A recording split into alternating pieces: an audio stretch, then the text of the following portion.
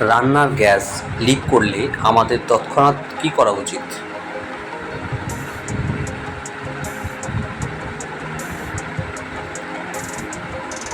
গ্যাসের গন্ধ পেলে প্রথমেই আমাদের রেগুলেটরটি অফ করতে হবে। তারপর রেগুলেটরটি বিচ্ছিন্ন করে সেফটি ক্যাপটা লাগিয়ে দিতে হবে। এরপর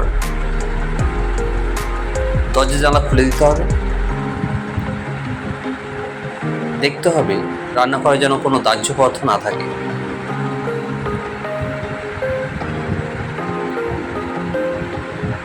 সেই মুহূর্তে কোনো ইলেকট্রিক্যাল সুইচ অফ অন করা যাবে না। সঙ্গে সঙ্গে 1906-এ কল করে মেকানিক ডেকে ঠিক করে নিতে হবে।